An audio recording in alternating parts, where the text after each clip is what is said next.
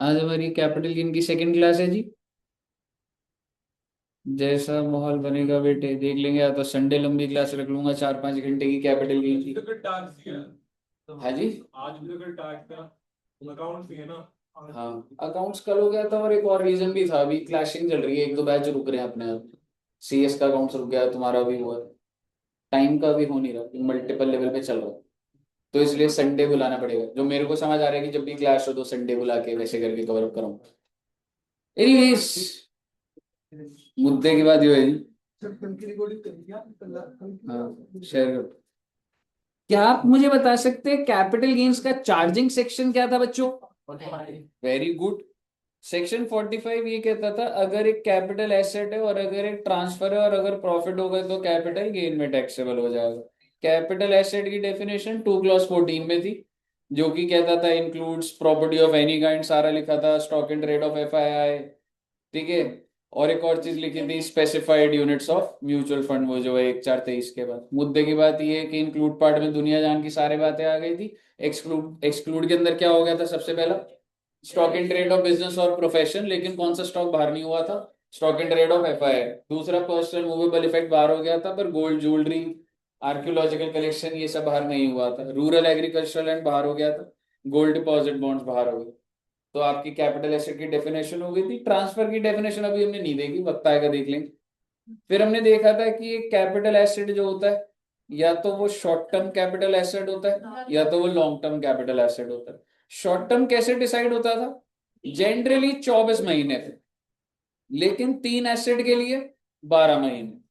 तो जनरली तो अगर period of holding is 24 months और less, it is a short term capital asset. But for the 3 assets it was 12 months। कौन से 3 asset?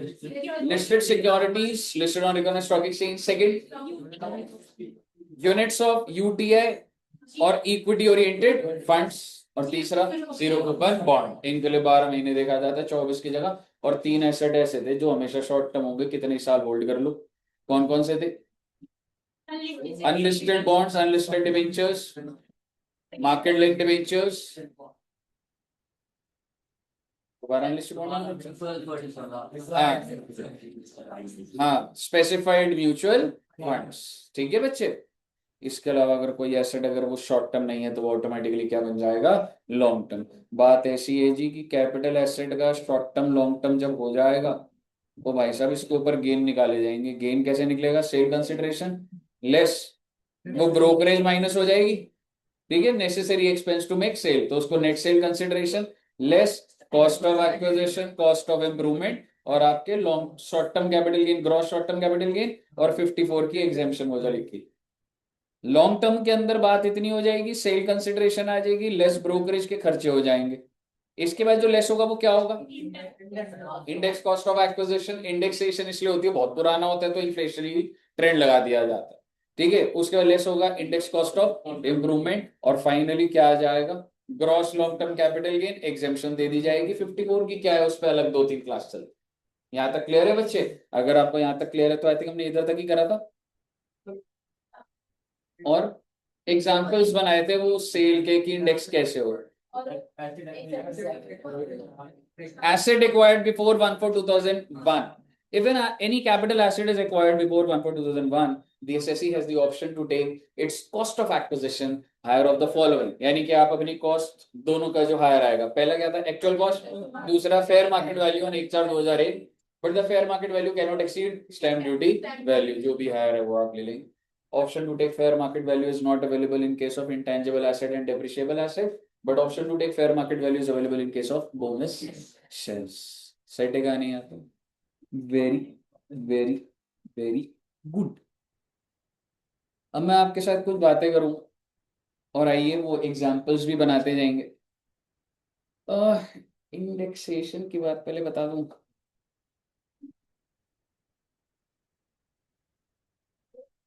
छोड़िए, हो गया था पर इंडेक्सेशन बंद हो चुका। मैं सोच रहा हूँ वो टेबल अभी बताऊं या जब सारा हो जाए तब अपडेट ले लो तुम। अभी बता दो सर। आज के टाइम में इंडेक्सेशन बंद हो गई, सोच रहा हूँ, पर अभी रहने दो। ठीक है, अब आप मेरी बात समझिएगा, ऐसे लिखिएगा, capital gains are taxable in previous year in which transfer takes place. Okay. Capital gain taxable होते हैं in the previous year in which transfer takes place. अच्छा जी, लेकिन आपको याद है इसकी एक्सेप्शंस होती थी? याद है हम लोगों ने वो चार्जिंग सेक्शन में लिखवाया था? सबसे पहली एक्सेप्शन है जी 45(1)(a), और हम पहले डिस्कस करेंगे 45(1)(a है डिस्ट्रक्शन ऑफ कैपिटल एसेट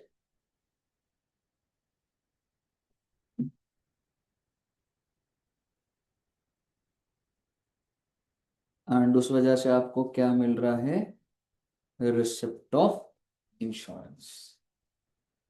अब आप मेरी बात सबसे पहले समझिएगा, क्या ऐसा हो सकता है कि कैपिटल एसेट डिस्ट्रॉय हो जाए? तो सवाल ये आता है कि ये जो डिस्ट्रक्शन है, क्या ये ट्रांसफर है?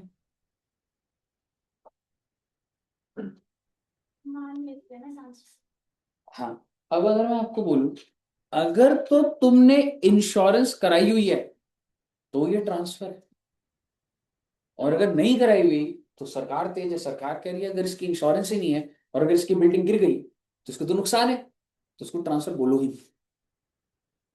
आप समझो, क्योंकि आपको फायदा होने की सिर्फ एक पॉसिबिलिटी है, अगर उसकी इंश्योरेंस है तो। इंश्योरेंस ही नहीं तो तुम्हारा एसेट गया तो गया। तो कहने का मतलब है, क्या ये ट्रांसफर है? तो आप ये कह सकते हैं yes if it is insured. यानी कि एक बात तो तय है, कैपिटल एसेट तो है ही है, और ये ट्रांसफर कब हो जाएगा? अगर ये इंश्योर्ड है तो डिस्ट्रक्शन को ट्रांसफर बोला जा रहा है, और अगर ऐसा है तो जो भी प्रॉफिट्स या गेन्स आएंगे वो कहाँ टैक्सेबल हो जाएंगे? इंपॉर्टेंट बात लिखने जा रहा हूं, in the previous year it will be taxable under the head capital gain. Capital gain लगेंगे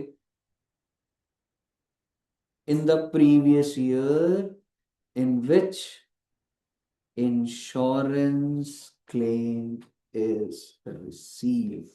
Okay. एसेट आज डिस्ट्रॉय हो गया जी, साल कौन सा है? 25-26। क्या आज डिस्ट्रॉय हो गया तो क्या आज ट्रांसफर हो गया? हाँ बेटे हाँ हो गया, ट्रांसफर तो हो गया, पर टैक्सेबल कब होगा? सर क्लेम जो है ना, मुझे इस साल नहीं मिल रहा, अगले साल मिल रहा। It will be taxable in the previous year in which claim is received. तो आपको एक्सेप्शन समझ आनी चाहिए पहले। मुझे बताइए, क्लियर है बच्चे? अब इसके ऊपर एग्जाम्पल बनेगा, कीवर्ड लिख दिए मैंने आपके यहाँ, ये है जी keyword, it is taxable in the previous year in which insurance claim is. Insurance claim पूरा होटल गेट का है। हाँ जी, और अगर इंश्योरेंस नहीं है तो लॉस हो जाएगा, तो और लॉस ट्रांसफर है ही सेट ऑफ मतलब करने ही नहीं। नहीं। क्लियर है बच्चे? अगर आपको यहाँ तक क्लियर है तो छोटे छोटे एग्जाम्पल्स बनेंगे। ठीक है जी, आइए एग्जाम्पल बनाते हैं। एक इंसान है मिस्टर ए, और he acquired land and building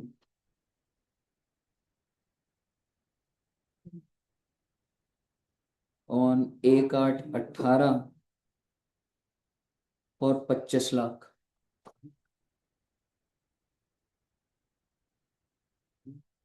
stamp duty 5 lakh. भाई ने प्रॉपर्टी कितने की खरीदी थी? 25 लाख, और स्टैम्प ड्यूटी, बहुत अच्छी बात है, तो इसकी कॉस्ट जो होगी ना 30 lakh. On 10/9/23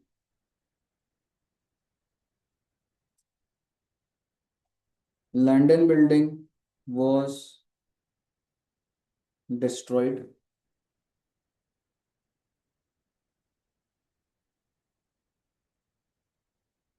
insurance claim received on 10/9/24. Oh my God. After 1 year, you are receiving the insurance claim.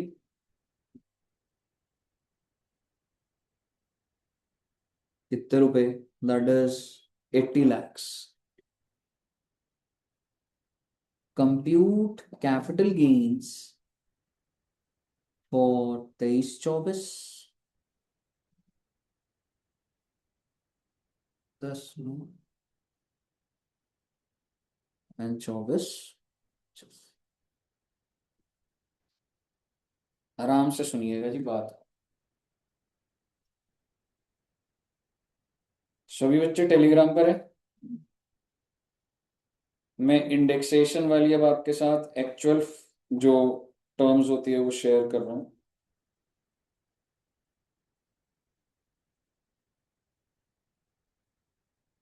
अभी कुछ नहीं करना आपने, कोई दिमाग नहीं लगाना होगा अपना।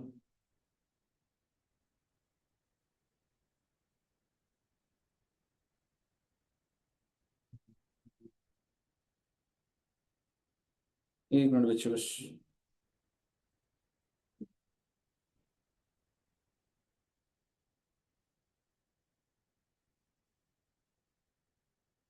ठीक है, मैं शेयर करें। आइए अब एक बार पहले एनालिसिस करते हैं। क्या आप मुझे बता सकते हैं कि ये जो लैंड एंड बिल्डिंग है, is it a capital asset? Yes, ये आपने 2 क्लास 14 में सीखा। क्या ये ट्रांसफर है? यस। हालांकि हमने डेफिनेशन देखी, पर आप मुझ पर भरोसा कर रहे हैं और मैं आपको दिखा दूंगा डेफिनेशन में कि ये ट्रांसफर लिखा हुआ है। जब ट्रांसफर डेफिनेशन देखा लिखा हुआ, तो क्या ये ट्रांसफर है? बिल्कुल है।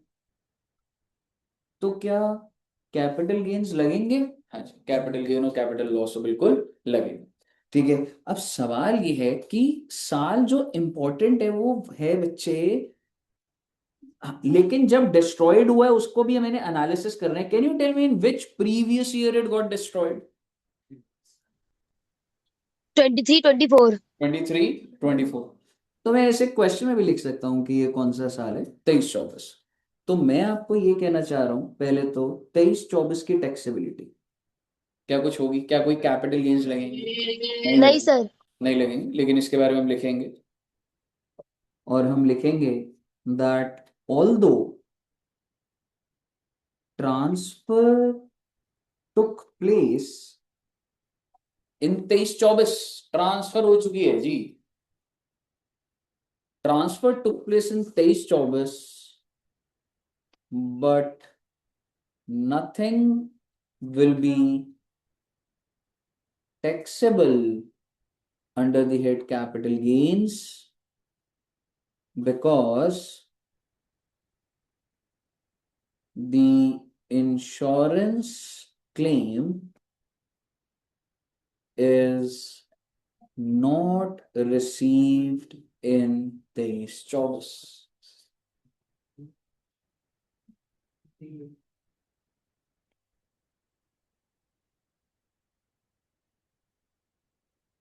Nothing will be taxable under the head capital gains because insurance claim is not received in 23-24.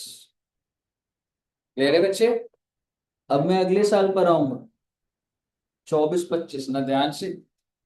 24-25 में कंप्यूटेशन होगी, सुनिएगा एक बार। तो लॉन्ग टर्म है या शॉर्ट टर्म है? Long. Let's first define period of holding. Period of holding आपने खरीदा कब था? 1/8/18 से लेकर लॉन्ग टर्म। एग्जैक्टली 2023 में ही जी ट्रांसफर हो गया। पीरियड ऑफ, ऐसा नहीं है इंश्योरेंस कंपनी जब पैसे दे रही है तब ले रहे हो आप, ठीक है ना? तो 9/9/2023। तो इससे आपको पता लग रहा है कि एसेट क्या है जी, लॉन्ग टर्म कैपिटल। वो इंडेक्स है वो 23 से लेके 24 से। 23।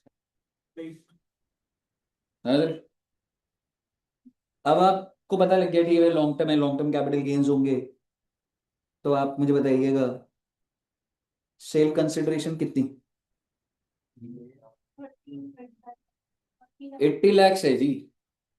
इंश्योरेंस कंपनी ने 80 लाख दिए आपको, ठीक है बच्चे। Less index cost of acquisition, improvement तो है नहीं कोई।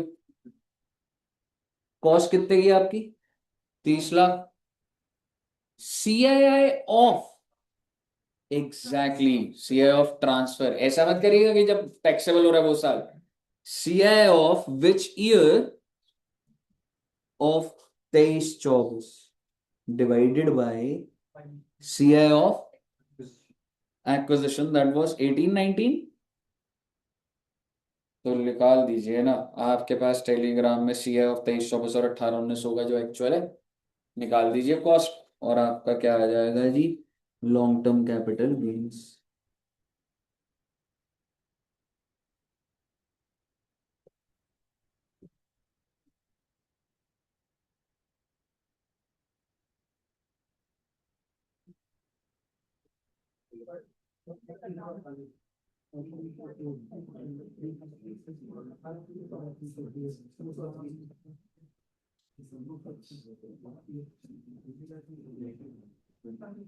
है दोस्तों?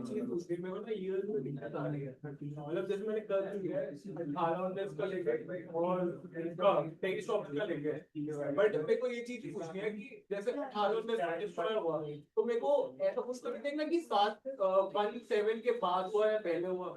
17 क्या है? मतलब वो डेट कौन कहते हैं, रिटर्न फाइल होगी उसका कोई लेना देना, तो कुछ कोई लेना देना। तूने एक्वायर कब, ठीक है ना, तूने जिस साल में, जैसे रिटर्न से कोई दूर दूर तक कोई भी लेना देना नहीं, कुछ भी लेना नहीं। ये एक्वायर करा, ये बेचा है, बस फाइनेंशियल ईयर 18-19 का कितना है वैसे बच्चों? 23 अगस्त का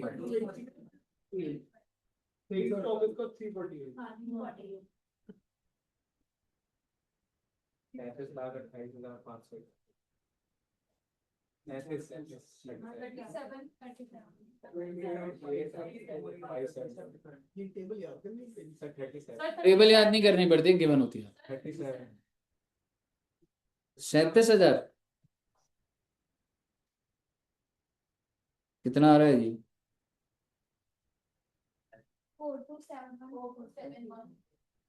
4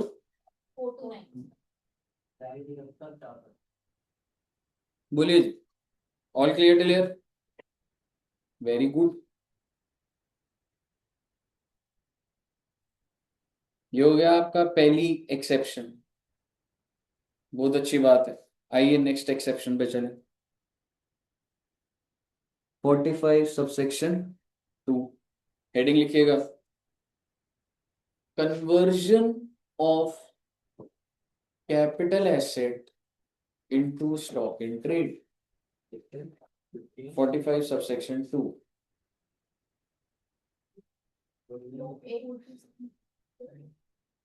conversion of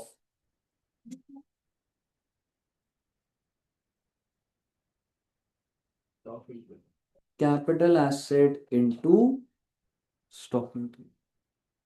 एक बात बताइए, क्या मैरिज पे ज्वेलरी खरीदी जाती है? मैरिज के टाइम पे खरीदी जाती है या पेरेंट्स पहले से ही खरीद कर? क्या दुष्यंत सर की मैरिज के ज्वेलरी खरीदी? खरीदी तो क्या थोड़ी बहुत इकट्ठी हुई होगी या बहुत ज्यादा ही? More the time, more the jewellery. क्या वो ज्वेलरी को रखे रहना चाहिए या उसकी अब दुकान ही खुल जाए अगर शर्मा ज्वेलर्स, क्योंकि कितनी सारी गोल्ड होगा बेटे, सोचो। ठीक है, मैं आपको बता दूं, आज से 30 साल पहले, आप ये मत हल्के मत लीजिएगा दुष्यंत से, ठीक है, दुष्यंत से 30 साल बोल रहा हूं मैं, 20 साल पहले, तो वो एकदम जो एकदम रिचेस्ट बच्चों के स्कूल्स होते हैं ना, मॉडर्न स्कूल, उसमें पढ़ते थे। अब सोचो तब से लेके अभी तक कितना राइज। ठीक है, दुष्यंत सर के जो फादर है, he was a general manager in milk food. Milk food company ध्यान है आपको? ग्रीन कलर के बॉक्सेस होते थे मिल्क फूड के, घी के डब्बे। ठीक है, हम लोग बेटे वो ऑर्डर भी नहीं करते थे, इतना पैसा नहीं होता, तो उनके फादर जनरल मैनेजर हो। स्कूल एक नहीं था, मैं स्कूल अलग था, आपका तो एनडीएफएस था। एनजीएफएस। जब भी आप बार-बार वही जाते थे। हाँ, नहीं उधर पास में चांस की बात है, बन गया। ठीक है, तो आप सोचो, नहीं नहीं, दुष्यंत सर मॉडल, हाँ ओनली एक ही है, लेकिन दुष्यंत सर जिस स्कूल में थे, वो मतलब आप लगा लो सुपर रिच कैटेगरी। मतलब वो एक होता है ना कि बाइक पे नहीं बैठेंगे गिर जाएंगे, इतना डरते हैं वो, जो होता है ना जैसे, मतलब आप सर को कभी बाइक पे नहीं बिठा सकते, क्योंकि उन्होंने स्टार्टिंग से ही कार, लग्जरी कार वही देखी है बस। एक्टिवा पे बैठे थे, उल्टा बैठ गए थे। मतलब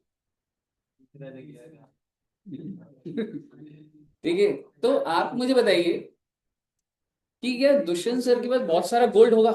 बहुत सारा। और अभी आप सोचो क्या प्राइस हो गया गोल्ड, हेवी।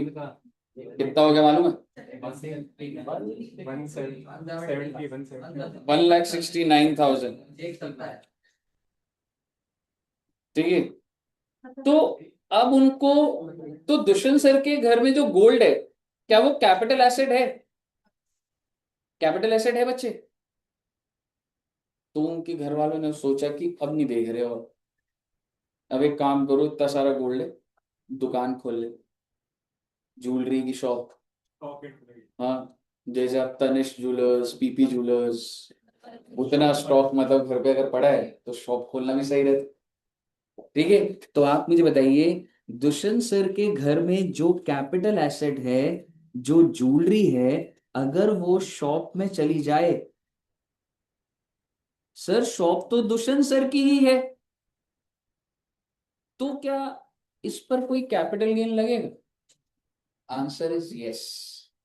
आपने अपने कैपिटल एसेट की आइडेंटिटी लूज कर दी, और आपने उसी चीज का धंधा स्टार्ट कर दिया। Your capital asset has been converted into stock in trade, capital gain लगेंगे सर। पर एक बात बताओ, अगर मैं जस्ट लेट सपोज एक एग्जांपल, अब इसको लिखना मत, क्या ज्वेलरी कैपिटल एसेट है? यस। क्या उस ज्वेलरी को कन्वर्ट कर देना ट्रांसफर है?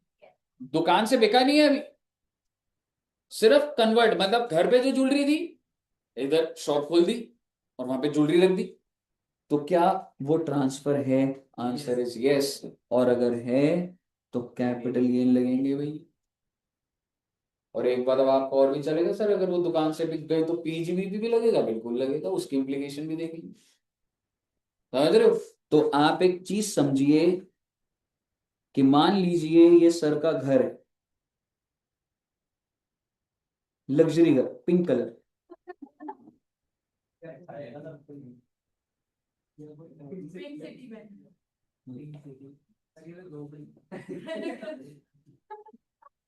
विला बनाओ सर। सीनरी वाला घर है तो। विला में क्या होता है भाई, जो गार्डन है उसके आगे पार्क दिखा दो बड़ा। ऐसा क्या ड्राइंग बॉडी वाला ये क्या है? सीढ़ियां ब्रो, ये तो अच्छा बन रहा है। ये तो वाला आ रहा है धीरे-धीरे। और अच्छा बनाया है। ऐसे तो गाइस इससे कैपिटल गेन लग जाएगा, ड्राइंग्स एंड पेंटिंग्स। सर ऐसी तो गांव में झोपड़ी होती है। यार दुष्यंत सर को तो बना दो। हाँ, दुष्यंत सर बनाते, ये ग्रास है। सर कैपिटल गेन लग जाएगा इस पे।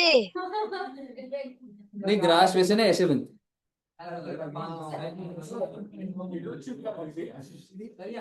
ओए आकांक्षा, ये झोपड़ी जैसी नहीं लग रही गांव के? बच्चे यहाँ पर जानवर रखते हैं मेरे यहाँ पर तो। सेम भाई मेरे यहाँ भी। हाँ? ठीक है, और ये लोग भी तो होता ही है ऐसे। सर एक ट्रैक्टर बनाओ सर, जुताई करते हुए। फार्म हाउस लग रहा है पूरा। हाँ, फार्म हाउस जैसा ही घर है उनका सर का, समझ रहे हो? और इधर ना सारा का सारा सर गोल्ड इसकी का रखा है। ऑडियो आप है सर। गोल्ड बताता हूँ कहाँ रखा हो। गोल्ड का कलर कौन सा करना हो? सर रेड बना दो गोल्ड। फ्लैश में डाल ये लो, सर की है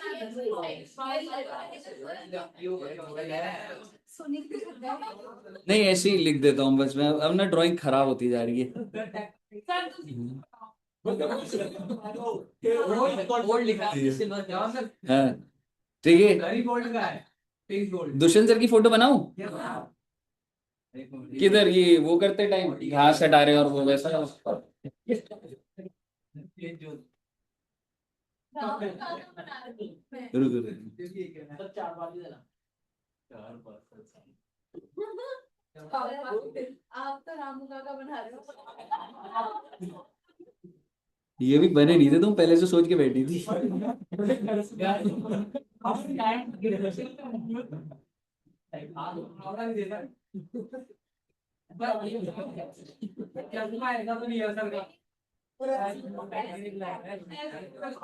बढ़िया आ रहा है, सही बढ़िया आ रहा है। मजा आ रहा चश्मा तो आपका अपने जैसा बना है।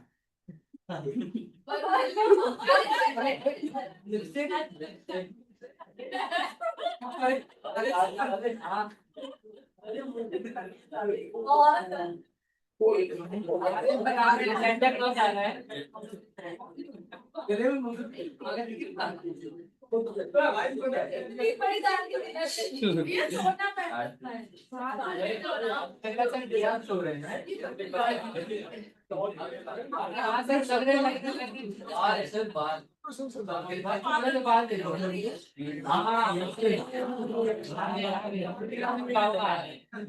सर बॉडी किसी अभी बनाएंगे, अभी जिम जाते बॉडी बनाएंगे प्रॉपर एकदम सर की।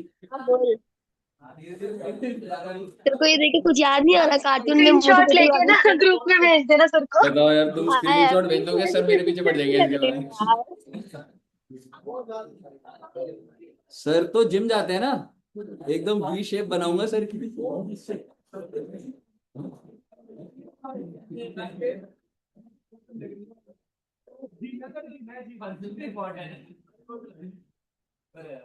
वी शेप बनाई है एकदम।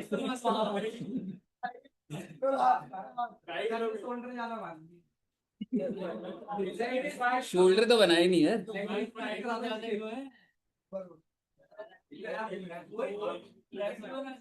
शोल्डर सर छोटा लग रहा है।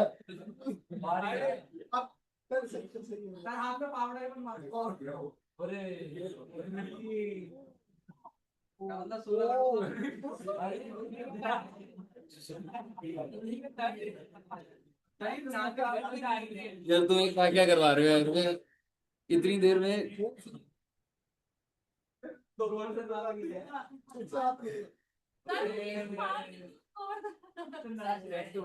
बस यार अब तो एकदम एब्स बना दे तुम।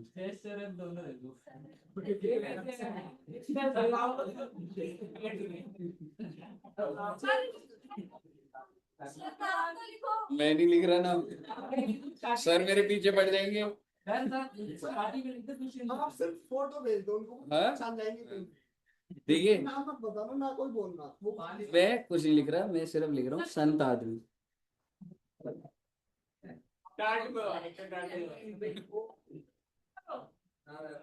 नहीं सब बढ़िया है। अभी दुष्यंत सर बेटे, इसको उसको बोल रहा है, इसको छोटा है।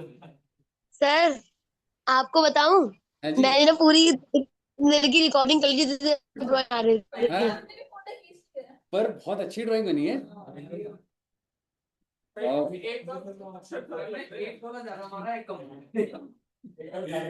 यार आप तो प्रोफेशनल हो गए। सब पैर की उंगली। शोल्डर भी अच्छे बनाए मैंने। बस वो एक साइड की बात ज्यादा हो गई। ठीक है, चलो तो अब कॉन्सेप्ट पर आ जाते हैं बच्चे, है ना। ठीक है, तो गोल्ड का रखा हुआ मालूम है स्टेयर्स के नीचे। ठीक है, ये सारा का सारा गोल्ड है बच्चे, रिंग्स हैं ये। थोड़े बहुत एक नेकलेस तो सर का जितना गोल्ड है तो सर नहीं पहना हुआ। ए तुम बच करो रे, तो सर ना बदला लेने पर आ जाते हैं भाई।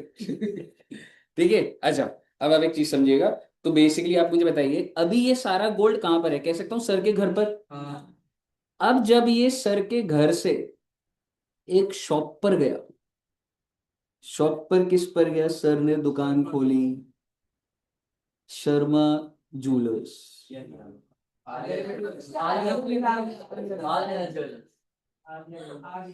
AJ, ठीक है। ये तुम क्या करवा रहे हो मेरे? आलिया ज्वेलर्स, ठीक है। अब आप मुझे बताइए, आलिया ज्वेलर्स से इसके बाद क्या मैं कह सकता हूं अब परचेज करने कौन आएगा? रणबीर कपूर, ठीक है। आप मुझे बताइए,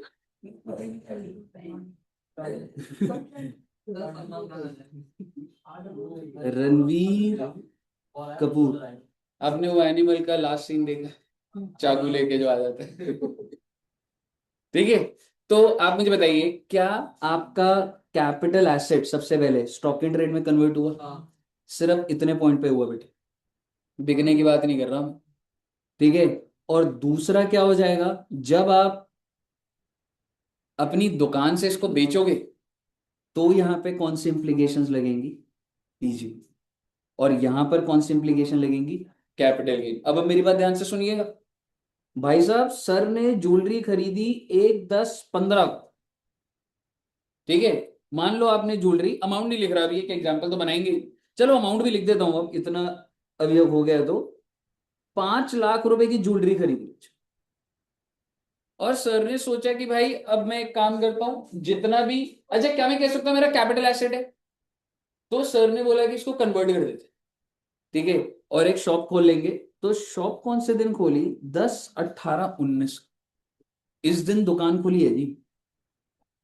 आई एम सॉरी, 10, 8, 19। क्या मुझे साल बता सकते हैं when you have converted? 1920। So this shop got opened इन 1920। बात सुन लीजिएगा, जिस साल आपने कन्वर्ट कराया मतलब इसको आपने ट्रांसफर कर दी, यानी कि आप ये कह सकते हैं 1920 में, क्या इसको मैं ट्रांसफर बोल दूंगा? हाँ जी बोल। यहां तक क्लियर है? अब सवाल ये है, सुनिएगा आगे ध्यान से। Fair market value of jewellery on 10, 8, 19, ये क्यों चाहिए? चाहिए बेटे, एक बात बताओ, आपने जब कन्वर्ट कराया, ठीक है, तो क्या मैं कह सकता हूं कि इस कन्वर्जन को ट्रांसफर बोला जा रहा है? ज्वेलरी कैपिटल एसेट तो थी, ट्रांसफर बोला जा रहा है। सवाल ये, सेल कंसिडरेशन क्या होगा? Sale consideration will be fair market value of jewellery on the date of conversion. तो ये जो फेयर मार्केट वैल्यू है, ये मैंने कितनी लिख दी अभी? 18 लाख। पर ये टैक्सेबल अभी नहीं होगी, ये टैक्सेबल कब होगी? जब ये दुकान से बिके, आराम से, ठीक है। 2 मिनट में समझ आ जाएगा, आप सिर्फ इवेंट समझते जाइएगा। और आप छोड़ो ना कब टैक्सेबल हो रहा है, मुझे बताओ ये ज्वेलरी खरीदी कब? 1, 10 को 5 लाख की दुकान में चली गई, दुकान से आगे बिक जाएगी कस्टमर पे, और मैं आपको सेल प्राइस भी दे रहा हूं। सेल प्राइस है जी 25 लाख दुकान में आने के बाद। और कब दुकान में आई, मान लीजिए, आई मीन कब बिका? So you sold it on 10/8/22। मैंने आपको सारी डेट्स दे दी कि सर ने कब खरीदी, सर ने शॉप कब स्टार्ट करी, सर ने उसको आगे बेचा। क्लियर है? इवेंट सारे आ गए। अब आप समझिए, अब आप समझिएगा। अब अगर मैं सबसे पहले बात करूंगा 1920 की, 1920 वो साल है जब आपने इसको ट्रांसफर कर दी। बोल सकता हूं, क्या ये कैपिटल एसेट था? हाँ जी था। क्या ये ट्रांसफर है? हाँ जी है। पर ये टैक्सेबल इस साल नहीं हुआ। Capital gain will be taxable in the year in which such converted jewellery is sold from the shop. यानी कि आप ये कह सकते हैं capital gains will be taxable in previous year in which such jewelry is sold from shop. ये मैं simple language लिखवा रहा हूं, आप लिखा होता है such converted jewellery is sold to the customer. तो पहले आप मुझे बताइए क्या कुछ 19-20 में कुछ होगा? आप दुकान खोलोगे तो कैपिटल गेन नहीं लगेगा, कोई दिक्कत। कौन से साल में होगा जी? एग्जैक्टली कौन सा साल था वो? 22-23। 22-23 में capital gain will be levied या टैक्स विल बी लेविड। और अगर टैक्स लग रहा है तो मुझे तो सेल कंसिडरेशन चाहिए, और मुझे साथ में क्या चाहिए? Index cost of acquisition. क्यों? मैं आपको बता देता हूं। कैन यू टेल मी, वो तो मैं पीरियड ऑफ होल्डिंग तो ऊपर भी बता सकता था। Can you tell me the period of holding? आपने कब खरीदा बच्चे? 1-10-15 से लेकर exactly moment it lost the identity of capital goods, transfer बोल दिया। आप ये मत सोचिए कि यहां जब बिक रहा है तो हो रहा है। ठीक है बच्चे? सो बेसिकली 1-10-15 से लेकर 9-8-19। Is it a long term capital asset? Yes, बहुत अच्छी बात है। तो अब मुझे बताइए मैं सेल कंसिडरेशन क्या लूंगा? Fair market value on the date of, यानी कि सुनिएगा एक बार, जब ये इधर से इधर गया तो जो फेयर मार्केट वैल्यू है वही सेल कंसिडरेशन होगी। That is how much? 18 lakh. और आप मुझे बताइए कि आप कॉस्ट को इंडेक्स नहीं कर सकते? 5 lakh into CI of transfer कब है? 19-20। 19-20 है, डिवाइडेड बाय CI ऑफ 15-16, जो भी आएगा ये हो जाएगा। ठीक है, एक बार फटाफट बता दो। एक बार इतना लिख रहे हैं तो पूरा एग्जैक्ट कर लेंगे अब।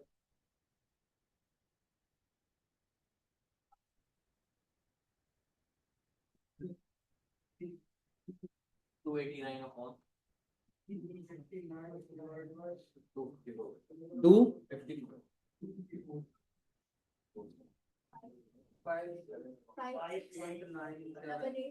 5-8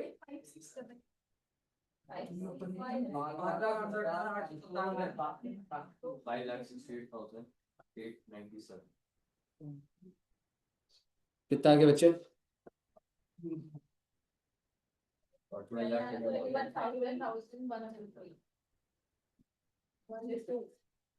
ठीक है, बता दें एक तरफ। कौन से साल में लग रहा है जी? 22-23 में। आगे सुनो सर जी, 22-23 में बिक भी तो गया, तो क्या दुकान से बिका तो PGBP नहीं लगेगा? बिल्कुल लगेगा। अब आप मुझे बताइए, आपने ये जो PGBP लगाना है, PGBP होता है profit that is sale minus cost. What is the sale price to the customer? What is the cost?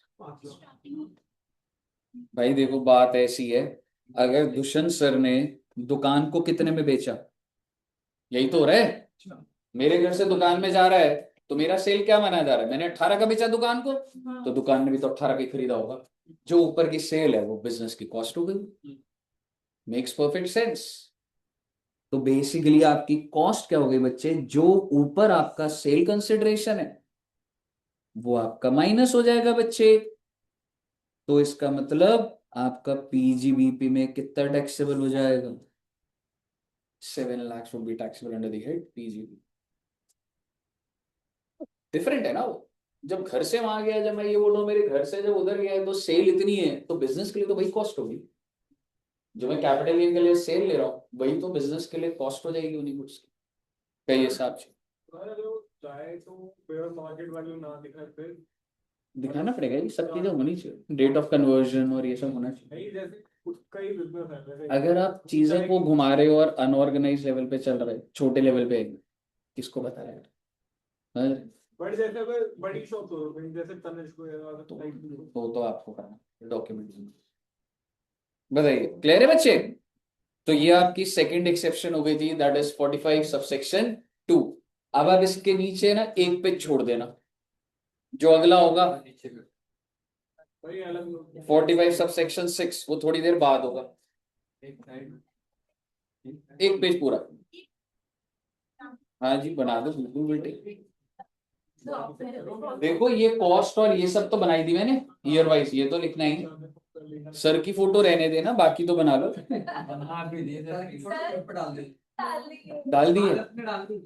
Sir के बाद सर मैं शांति को आप लोग को देख लो। कोई बात नहीं। नाम कोई लिखा है, सर खुद को समझेंगे तो उनकी गलती है। नहीं उनका नाम लिखा है ना। संतान मैं संतान। इनने तो रैंडम संतान बुना है। नहीं हमारे लिए संतान नहीं कोई है। पर मैंने फोटो तो अच्छी बनाई है। बढ़िया बढ़िया। हाँ मैंने कुछ ऐसा तो नहीं है। कैसे लग रही है? मानो उस टाइम पर वो तो डाल लेकिन साहब ने ये क्या बनाया है? अरे वो हो गया है उस टाइम। सर जीएसटी भी चलता रहता है, तब ऐसे सेल जीएसटी भी चलता रहता है। और ये दुकान तेरी रजिस्टर्ड है, कस्टमर आया हुआ है, तेरे को मैं 25 पे बेच रहा हूँ तो जीएसटी 25 लाख का लगेगा। अरे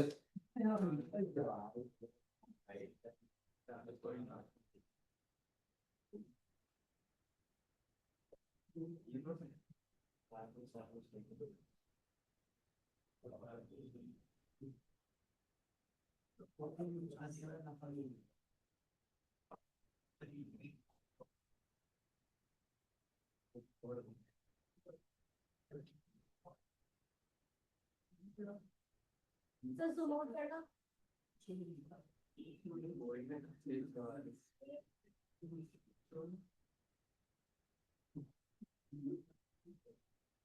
लिख लिया बच्चों ने?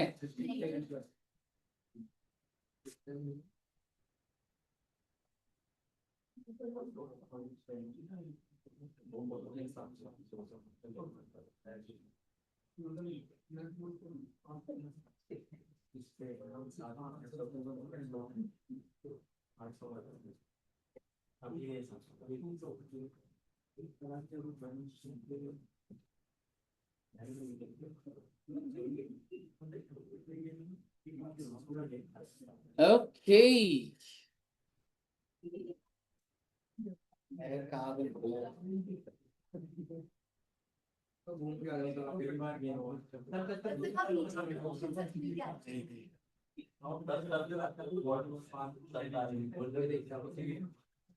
संडे कैपिटल गेन करूंगा, लंबा कोशिश करेंगे एकदम खींच दे। हैवी 11 से 4-5 बजे तक। 12 12 बजे आराम से उठ तो संडे में।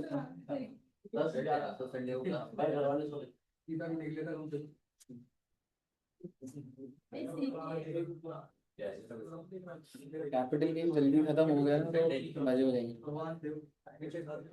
रिलीफ आ जाएगा बहुत बड़ा। फिर 2 ही रह जाएंगे, टीडीएस और डिडक्शन आराम से कंट्रोल हो जाएगा फरवरी। क्लास बढ़ा यार उसमें स्लॉट्स ही नहीं है। मैं मंडे वेंसडे फ्राइडे ना मैं खाली हूँ, सिर्फ 1.5 घंटा क्लास, और आज मेरी 10 से 7 तक है। वो उस टाइम पे कहीं ना कहीं हो तो वही मतलब निकल ही नहीं रहा स्लॉट।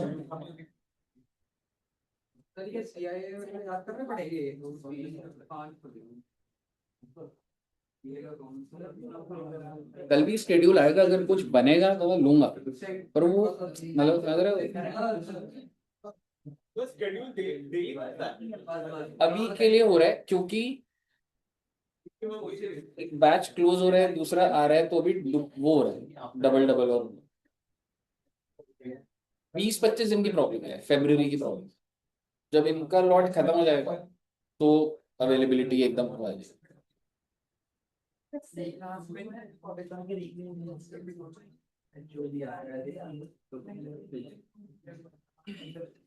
जी बच्चे लिख लिया?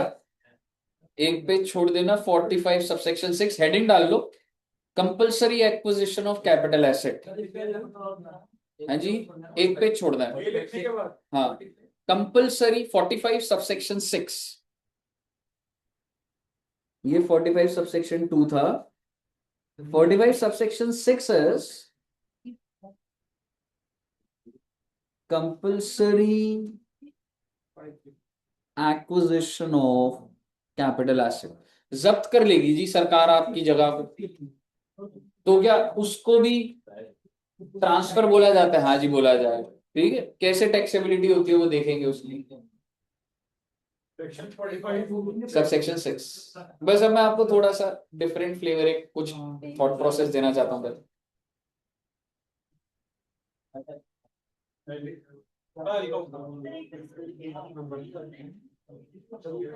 ठीक है बच्चे, एक पे छोड़ देना इसमें।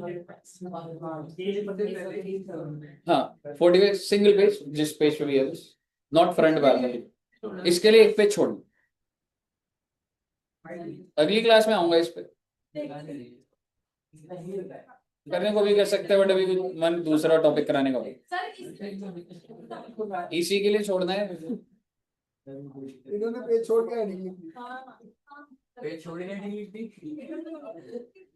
कोई बात नहीं। अब आप मेरी बात ध्यान से सुनिएगा। अबे पीछे क्या गिफ्ट के थ्रू प्रॉपर्टी मिलती है? हो सकता है।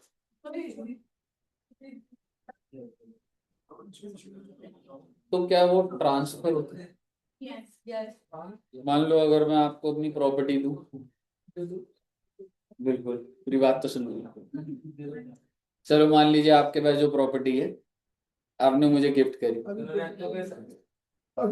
एक बीघा जमीन कोई बात नहीं, एग्रीमेंट बना लेते हैं कि जब भी होगी गिफ्ट कर देना। ठीक है, मान लीजिए अगर मैं आपको प्रॉपर्टी दूं एज गिफ्ट, गिफ्ट डीड है, क्या दे सकते हैं? लीगली अलाउड है, बिल्कुल अलाउड है, एज गिफ्ट अनरिलेटेड हो। और अगर मैं आपको गिफ्ट दे दूं, पर आप सोचिए प्रॉपर्टी कैपिटल एसेट है, पर क्या गिफ्ट देना ट्रांसफर है? अगर सरकार ने बोल दिया कि ये ट्रांसफर है, तो सेल कंसिडरेशन जीरो हो जाएगी, कॉस्ट आ जाएगी, लॉस आ जाएगा। नहीं करेगी सरकार। एग्जैक्टली तो हम एक सेक्शन पढ़ेंगे, transactions not considered as transfer. देखो ट्रांसफर की डेफिनेशन तो देखनी है। हम एक जगह पे, एक और होता है 2 क्लॉज 47। आपका अगर अभी बात हो रही है तो आप सिर्फ अपने टॉप मार्जिन पे ऐसा लिख लीजिए, ट्रांसफर की डेफिनेशन कहां पर है? 2 क्लॉज 47 में। ये हमने देखनी है, पूरी लिखेंगे प्रॉपर्ली, छोटी सी डेफिनेशन बड़ी, लेकिन इससे बड़ा सेक्शन एक है, ट्रांजैक्शंस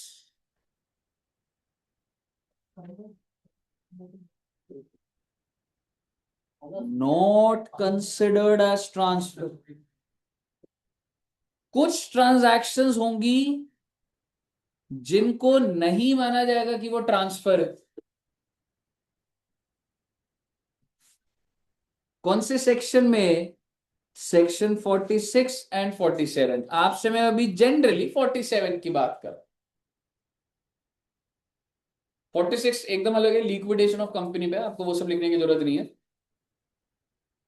लेकिन आपको इतना समझिए कि सर कोई चीज ट्रांसफर है या नहीं है ना, you cannot just go only with the definition of transfer, you have to read 46 47 also। जब आप ये पूरा पढ़ लेते हैं तब आपको पता लगता है कि ये ट्रांसफर है या नहीं। जैसे कि जो गिफ्ट है, अगर आप किसी को गिफ्ट करें तो क्या ये ट्रांसफर है? नहीं है। सिमिलरली आप मुझे बताइए, क्या आपके पेरेंट्स के पास जो प्रॉपर्टी है वो उन्होंने खरीदी है या उनको ग्रैंड पेरेंट्स से मिली है? इनहेरिटेंस हो सकता है खरीदी हो, बट अगर grand parents grand grand parents है तो भाई उनके बाद तो बच्चों के पास ही जाती है प्रॉपर्टी। तो आप मुझे बताइए, क्या इनहेरिटेंस के थ्रू, मान लो इनहेरिटेंस के थ्रू प्रॉपर्टी आ रही है, तो क्या उसको ट्रांसफर बोलूं? एक इंसान है, उसके पास 5 प्रॉपर्टी, उसकी डेथ हो जाती है, उसके बच्चों के पास आ जाती है, तो वो इंसान को ये बोला जाए अरे ये तो ट्रांसफर है? समझ रहे हो? तो ये भी ट्रांसफर नहीं है। अब इसमें कई कॉम्प्लेक्सिटीज आती जाएंगी। ठीक है, तो ये सोच के साथ अब हम एक एग्जाम्पल बने जिसमें मैं एक इंसान रखूंगा, उसकी डेथ के बाद उसके बच्चों के पास गई, उन्होंने प्रॉपर्टी बेची फिर। ठीक है, 1/4/2001 से पहले की खरीदी, क्या क्या कॉम्बिनेशन बन सकते हैं सारे। अच्छा अगर सपोज करो, ऐसे ही बोल रहा हूं, इसको लिखोगे नहीं लिखोगे अभी नहीं पता, अभी मत लिखना इसको। ए ने बी को लैंड एंड बिल्डिंग गिफ्ट दे। अच्छा जी, हाँ बच्चे।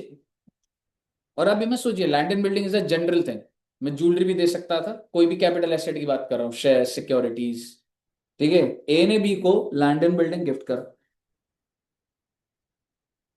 क्या ए के हैंड्स में कैपिटल गेन्स लगेंगे? ये सवाल कैपिटल गेन लगेगा या नहीं लगेगा, इसका एक सीक्वेंस होता है कि क्या ये कैपिटल एसेट है।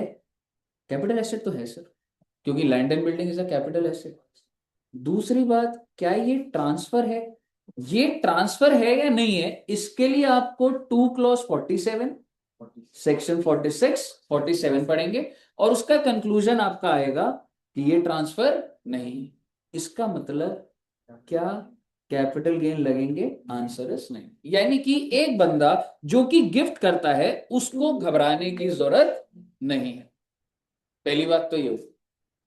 लेकिन आप मुझे बताइए, ये जो मिस्टर बी है जिसको लैंड एंड बिल्डिंग मिली है, जिसकी मार्केट वैल्यू 5 करोड़ है, जिसकी स्टैंप ड्यूटी वैल्यू 2 करोड़ है, और ये गिफ्ट आज ही हुआ है 29/1/26 को, क्या मिस्टर बी के हैंड्स में कोई टैक्स इंपैक्ट है? क्या? Exactly, other source. अगर एक इंसान को फ्री में गिफ्ट मिलता है, गिफ्ट फ्री में ही होता, तो उसके कौन से हेड में टैक्सेबल हो जाता है? Other source. अदर सोर्स में हमने एक सेक्शन करा था 56 to 10, और क्या टैक्सेबल होगा? क्या बात कर दी आप, पैसे तो दिए नहीं मैंने। Stamp duty value was taxable, जो स्टैम्प ड्यूटी वैल्यू होती थी वो टैक्सेबल। मार्केट वैल्यू से मेरे को लेना देना नहीं है, जो स्टैम्प ड्यूटी वैल्यू थी वो आपकी क्या हो जाती है बच्चे? टैक्सेबल हो। पहले आप मुझे बताइए, क्या यहां तक क्लियर है? अब ये पूरी कहानी में एक छोटी सी चीज बदलूंगा और आपका आंसर देखता हूं कैसे बदलेगा। ए ने बी को गिफ्ट करा है, और ये है जी फादर, ये है जी सन। इनहेरिटेंस नहीं है, गिफ्ट है। ठीक है, अब आप मुझे बताइए, क्या ये कहानी होने से क्या आंसर में कुछ फर्क आता है? एक फादर ने अपने बच्चे को गिफ्ट दिया, सन हो डॉटर गिफ्ट करा। हाँ जी। सबसे पहली चीज, अगर मैं बोलूं कि अगर गिफ्ट करा है सर, तो क्या ही दिक्कत है? कैपिटल गेन तो नहीं लग रहा है ना? ऐसे बोल रहा हूँ आपको जबरदस्ती की बात। अगर माइनर चाइल्ड होता तो हाउस प्रॉपर्टी सेक्शन 27, अगर आप अपने माइनर चाइल्ड को प्रॉपर्टी दे रहे हैं तो डीम्ड ओनरशिप का कॉन्सेप्ट लग जाएगा। आप देखो बात बदलती जाती, माइनर से मेजर करने पे कहानी अलग हो रही है। आप समझ रहे हो मैं क्या बोल रहा हूँ? ठीक है ना? अभी प्रॉपर्टी के एंगल जैसे बात कर रहा हूं, तो मान लो फादर ने मेजर सन ही लिखूं तो अभी ठीक रहेगा, तो अगर उसने गिफ्ट करा तो फादर के हैंड्स में कैपिटल गेन लगेगा नहीं लगेगा? आपके दिमाग में क्या क्या चलना चाहिए? सबसे पहले हाउस प्रॉपर्टी, कि क्या ये कहीं डीम्ड ओनरशिप का कॉन्सेप्ट तो नहीं है? नहीं, क्योंकि वहां पे सिर्फ ये था कि अगर एक इंडियन अपने स्पाउस को देता है या माइनर चाइल्ड को, तो वहां से हम बच गए। ठीक है जी। उसके बाद अगर मैं क्लबिंग पर आऊं, क्लबिंग में मेजर सन के ऊपर क्लबिंग थी क्या? नहीं थी। आप कोई भी एसेट अदर देन प्रॉपर्टी, मान लो ये अगर वहां जाता भी, तो पर वहां भी तो माइनर सन था, तो क्लबिंग से भी आप बच गए। फिर कैपिटल गेन पर है कि भाई कहीं ये ट्रांसफर और ये सब तो नहीं है, कैपिटल गेन भी नहीं है। ठीक है जी। लेकिन ये जिसको प्रॉपर्टी मिली है, अब अगर ये मेजर सन है, तब मुझे बताइए क्या 56 to 10 लग रहा है? बिल्कुल लग रहा है। क्योंकि ये क्या हो जाएगा? गिफ्ट हो जाएगा। आपको समझ आ रहा है किस तरीके से मूवमेंट हो रही है? कॉम्बिनेशन बहुत बन सकता। ठीक है। अब अगर मैं बोलूं, नहीं एक मिनट, सॉरी, रिलेटिव वाला चाहिए। हाँ एक मिनट, मेजर सन है, प्लीज याद करिए जिनका अदर सोर्स हुआ है। अदर सोर्स में अगर मुझे गिफ्ट अपने रिलेटिव से मिलता था तो नहीं होता बेटे, समझ रहे हो? अगर आपको अपने रिलेटिव से मिलता है, और रिलेटिव का हमने देखा था बेसिक, आप अपने घर का आइडिया लगा लीजिए, आपको आपके पेरेंट्स जो भी गिफ्ट दे रहे हैं वो टैक्सेबल हो जाएगा आपके ऊपर। तो बेसिकली अगर ये मेजर सन होता तो 56-10 नहीं। क्यों नहीं लगता? क्योंकि सर ये आपस में रिलेटिव है, रिलेटिव की डेफिनेशन है अदर सोर्स में। आप देख रहे हैं कि एक सिचुएशन से 4 हेड्स टच हो रहे हैं, आप समझ रहे हो? ऐसा नहीं हो रहा कि आपको एक ही चीज क्या दिमाग लगाना है, आपको डीम्ड ओनरशिप का भी पूरा पॉइंट क्लियर होना चाहिए, क्लबिंग भी पूरा होना चाहिए, अदर सोर्स भी होना चाहिए, रिलेटिव कौन है वहां पर, सारी बातें आपको पता होनी चाहिए। पर इतना कॉम्प्लिकेट मुझे करना नहीं, बस मेरे को आपको दिखाना था कि एक ही पॉइंट में कैसे टच हो रही है चीजें। मुद्दे की बात यह है जी, मैं आपके साथ एक कहानी बनाऊंगा जिसमें ये प्रॉपर्टी खरीदी और हम कैपिटल गेन निकालेंगे। तो सपोज करिए 1888 को लैंड एंड बिल्डिंग खरीदी थी 10 लाख की, और उस पे हमने स्टैम्प ड्यूटी दी है 3 लाख की। 1896 को कॉस्ट ऑफ इंप्रूवमेंट हुई है 5 लाख की। अच्छा सर ये खरीदी किसने? सर जी मिस्टर ए की प्रॉपर्टी है, मिस्टर ए ने खरीदी थी, ठीक है ना? मिस्टर ए ने खरीदी और कॉस्ट ऑफ इंप्रूवमेंट सर, फिर 1999 को भी कॉस्ट ऑफ इंप्रूवमेंट हुई कितने की? 8 लाख की। अब आप मुझे बताइए क्या मुझे आपको फेयर मार्केट वैल्यू देनी चाहिए या नहीं देना चाहिए? बिल्कुल देना चाहिए, क्योंकि कहने से this is an asset acquired before 1/4/2001। तो आपको क्वेश्चन कहेगा कि 1/4/2001 को जो फेयर मार्केट वैल्यू है वो है 25 लाख रुपए। 25 लाख कम हो जाएगा, 40 लाख, ठीक है जी। और मैं फेयर मार्केट वैल्यू के साथ साथ आपको स्टैम्प ड्यूटी वैल्यू भी दे देता हूँ 38 लाख। सारे पॉइंट लग जाएंगे इसमें, ठीक है। अब इन्होंने कॉस्ट ऑफ इंप्रूवमेंट करी कौन सी डेट को? 1/8/2005 को 2 लाख रुपए। फिर 1 जुलाई 12 को कॉस्ट ऑफ इंप्रूवमेंट करी 5 लाख की।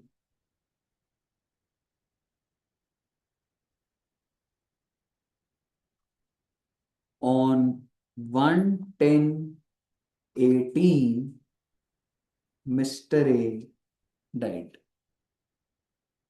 1/10/18 को मिस्टर ए डाइड, और उसकी प्रॉपर्टी उसके एक ही चाइल्ड, उसके सन के पास चली गई, और उसका नाम क्या है जी? Mister B. अब ये प्रॉपर्टी मिस्टर बी पे आ गई, उसने भी रेनोवेशन कराई। 1/12/19 को cost of improvement 10 lakh, and finally on 1/10/23 mister B sold land and building for ₹3 crore to mister C. क्या ये चैनल हो सकता है या नहीं हो सकता? बिल्कुल हो सकता है जी, ठीक है।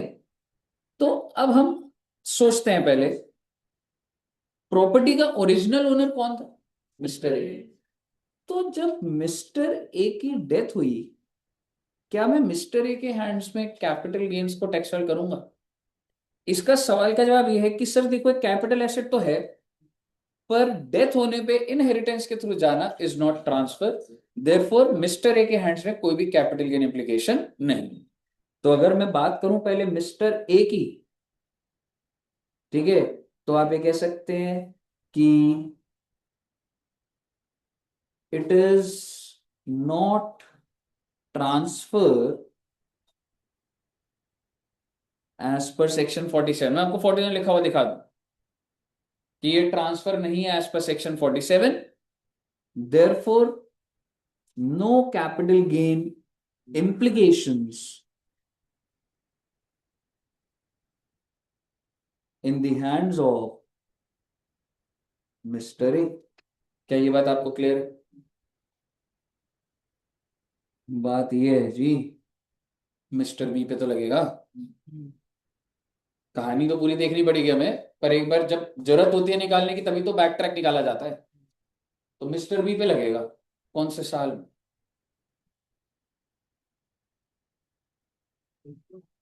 अच्छा, मिस्टर बी पे अदर सोर्स लगेगा? पीजीबीपी लगेगा, सेल कर रहा है। He is not a dealer. PGBP तब लगता है जब आपका बिजनेस। पीजीबी क्यों लगेगा?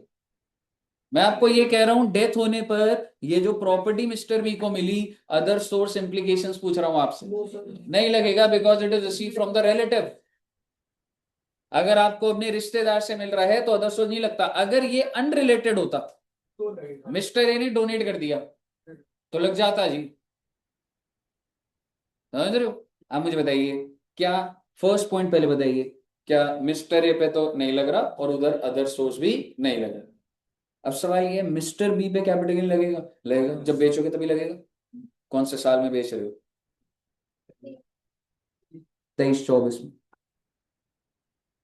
अब 23-24 में सोचिए आप कि आपको चाहिए सबसे पहले तो, ओके, 23-24 में कैपिटल गेन है। क्यों कैपिटल गेन है मैं आपको बता देता हूं। क्योंकि सर ये जो लैंड एंड बिल्डिंग है वो कैपिटल एसेट है। क्या बेचना ट्रांसफर है? बिल्कुल है। तो इसका मतलब कैपिटल गेन लगेगा। अब सवाल ये है, लॉन्ग टर्म या शॉर्ट टर्म। ये जो मैंने बेचा है ये लॉन्ग टर्म कैपिटल एसेट है या शॉर्ट टर्म है, उसके लिए चाहिए होता है period of holding.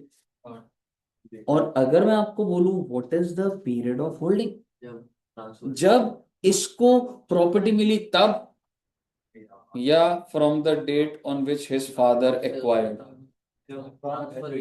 Answer is he'll be the owner from the date on which it is purchased by the original owner। अगर इसके फादर को भी ना मिली होती, इसके ग्रैंडफादर ने खरीदी होती, तो मैं उस डेट तक चला जाता।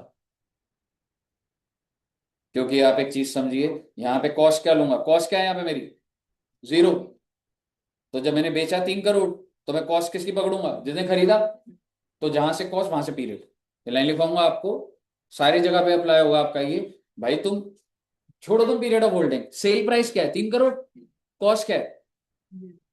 यहां तो नील है, तो पीछे जाऊंगा, यहां जाना पड़ेगा ना मुझे। तो भैया जहां से कॉस्ट की शुरुआत हो रही है वहां से पीरियड की भी शुरुआत होगी। You can say both way, जहां से कॉस्ट वहां से पीरियड, जहां से पीरियड वहां से कॉस्ट। ये एक लॉजिक है, पूरे कैपिटल गेन में चलेगा। मुद्दे की बात यह है कि पीरियड ऑफ होल्डिंग स्टार्ट होगा 1888 से लेके 30/9/2023। He sold it exactly. It's a long-term capital asset. So that means it is a long term.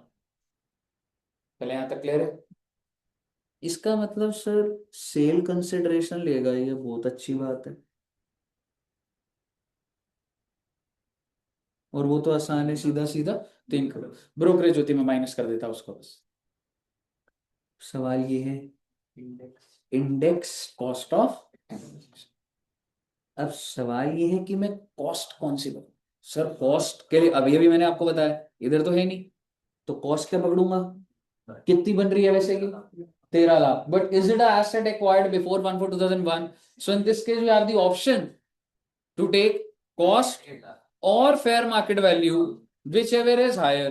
Cost है 13 लाख की एक्चुअल, वो 40 लाख, तो 40 lakh. But your fair market value can not exceed stamp duty value.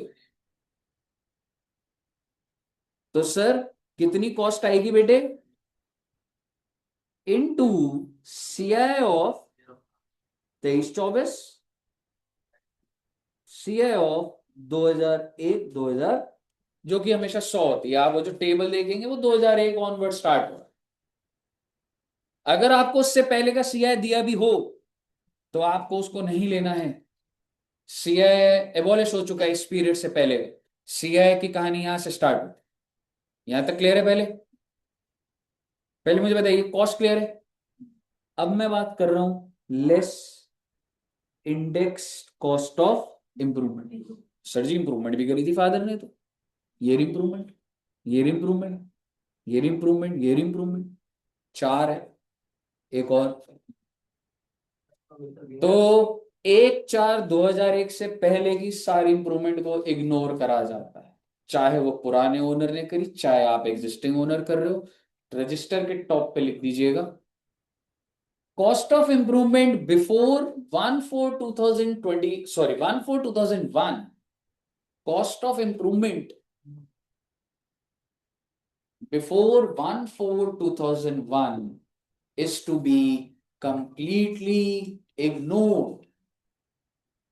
Margin के ऊपर top में लिख, cost of improvement before 1/4/2001 is to be completely ignored। क्योंकि उसका लॉजिक आपको दे रहा हूं, जब आप फेयर मार्केट वैल्यू दे रहे हो तो रेनोवेशन सब फेयर मार्केट वैल्यू में आ जाए, और नहीं भी आ रही तो भी इग्नोर्ड। इसका मतलब मेरे लिए ये डेटा किसी काम का नहीं, मेरे लिए ये डेटा किसी काम, it's to be completely ignored. पर क्या ये वाली कॉस्ट ऑफ इंप्रूवमेंट ले सकता हूं? हाँ जी ले सकते हो सर, ये तो फादर ने करी थी, कोई बात, ये वाली भी ले लेंगे और ये वाली भी। अब आप मुझे बताइए, जब मैं इसे इंडेक्स करूंगा तो 2 लाख को, 5 लाख को और 10 लाख को इंडेक्स कर दूंगा। तो बेसिकली मैं क्या करूंगा, less index cost of improvement, और सबसे पहली कौन सी लूंगा बच्चे, क्या थी मेरी, 2 लाख रुपए into CI of 23-24 divided by CI of, कब करी थी मैंने, 2005-2006। दूसरी cost of improvement 5 lakh, CI of 23-24 upon CI of 12-13। तीसरा, ये आपने खुद करी थी, उससे कोई फर्क नहीं पड़ता मुझे, 10 lakh, CI of 23-24, CI of 19-20। और मैं आपको एक बात बता दूंगा, आप ऐसा मत सोचिएगा, अगर मैंने कोई CI यहां भी करी होती 1 साल पहले, तो आप सोचो तो 1 साल पहले इसकी इंडेक्सेशन नहीं करनी, करनी है जी, जब एक एसेट लॉन्ग टर्म है तो करनी है फिर उसकी इंडेक्सेशन, चाहे 1 साल का ही गैप हो उसमें। ठीक है बच्चे, अब मुझे बताइए, जब आप इसको सॉल्व कर देंगे तो फाइनली आपका क्या आ जाएगा जी, लॉन्ग टर्म कैपिटल। क्या ये समझ आया? अगर आपको समझ आया तो एक बार पहले इसको नोट कर लीजिए। डेट ऑफ एक्विजिशन है वो तो वैसे 88 वाली है, बट हमें इंडेक्स उसमें गिवन नहीं होता, इसलिए हम इंडेक्स गिवन अगर होगा भी ना, देखो तो भी तू 1/4 ही ले, चाहे तू कॉस्ट भी पकड़ ले, वो चाहे तेरी ये कॉस्ट हायर होती, इंडेक्सेशन की शुरुआत ही 1/4 से। आपको जो भी मैंने टेबल भेजा है, आप उस टेबल में देखोगे कि वो 1/4/2001 से स्टार्ट। ठीक है बच्चे, डेट ऑफ एक्विजिशन क्या है वो तो यही है। Date of acquisition is 1888। तेरे पास जो पेपर पड़े हैं, डॉक्यूमेंट है, तो और यही इसके है। इसने भी इनहेरिट करी होती है, तुम्हें और पीछे जाना पड़ता वहाँ पे है, बाय जिसके पास हाँ जहाँ पे पाए। कई क्लियर है बच्चे? हाँ जी। पुराना रिकॉर्ड होगा, हाँ पुराना रिकॉर्ड होगा। भाई, रिकॉर्ड होगा तो सही है, नहीं होगा तो फिर सर्टिफिकेट या चीज वही पर रिकॉर्ड होना चाहिए। पहले इससे ऊपर वाला लिखता है। तो एग्जाम में सारा एग्जाम्पल से लिखना है, ओ माय गॉड। पहले ऐसा कोई बात नहीं, लिख लो, कोई जल्दबाजी नहीं है, कोई बात नहीं, बढ़िया से लिख लो। प्रॉपर्टी ट्रांसफर करने के लिए मतलब ऑलरेडी कंसीडरेशन तो हो जाती थी लेकिन डॉक्यूमेंटेशन नहीं कर रहे थे। भाई देख, अगर पेपर नहीं होते ना तो प्रॉब्लम, वो तो दिक्कत तो है पर ठीक है, वो ट्रांसफर करने में दिक्कत आती है, फिर आपको थोड़े पेपर बनवाने पड़ते हैं। पुरानी प्रॉपर्टी देखो, कोई ना कोई प्रॉपर्टी टैक्स का डॉक्यूमेंट है, पेपर बन जाते हैं, नहीं बन रहे तो फिर वो तो थोड़ा अनऑर्गेनाइज भी चल रहा है वो चीज। वो चीज भाई दिक्कत आ रही है। अब तो आगे कैसे करना है? प्रॉपर्टी के एक्सपर्ट हो गए तुम इनमें। कह रहा है इसलिए तो बनना होगा।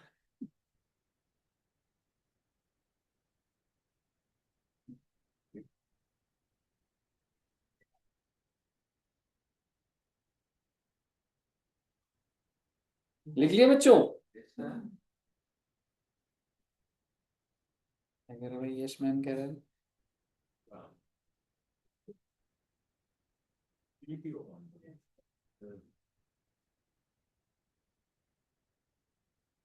रिलेटिव नहीं होता तो अदर सोर्स में टैक्स वो भी स्टैंड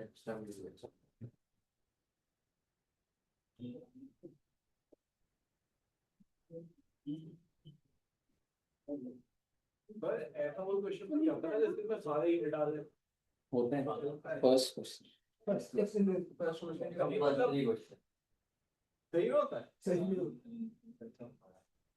ये तो मतलब पीजी भी साल भी हाउस होल्ड सब पूरा मिक्स कितने का होता है 1000 उसमें टैक्स भी निकालना होगा और उसमें ये भी बताना होगा डिफॉल्ट बेटर है कि वो बेटर है, सब बताना। अच्छा ये हलवानी का पक्का नहीं, नॉट नेसेसरी कि पूरी चीज ही है, लेकिन बट इस टाइप का फुल फ्लेज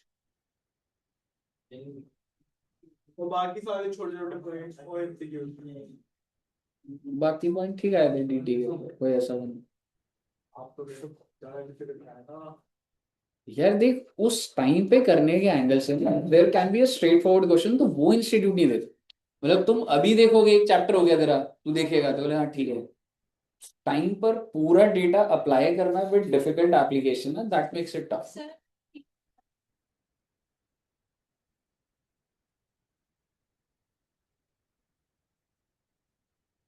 और नीचे भाई आप पीडीएफ भेज ही दोगे ना इससे पहले वाला हाँ भेज दूंगा, पीडीएफ भी भेज दो पीडीएफ भेज दूंगा।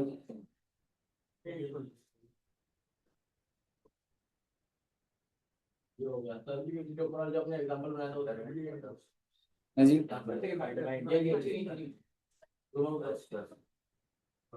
फाइल भेज दूं, सही है। हाँ तो इसको सर बस बस इसके बाद तो आप पूरा सॉल्व कर सकते हो, तो आप एक्सपर्ट हो गए बच्चे।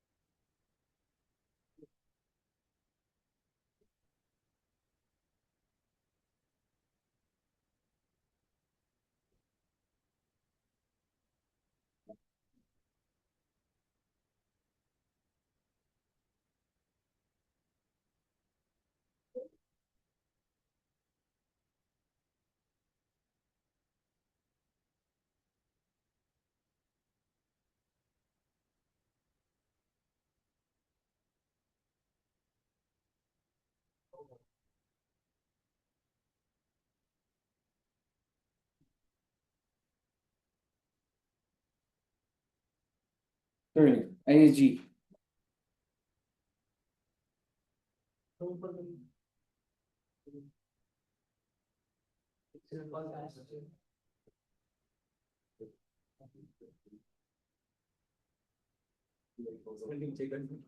वो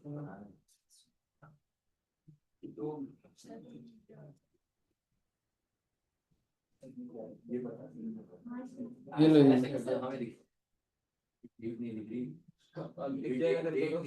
अभी ये है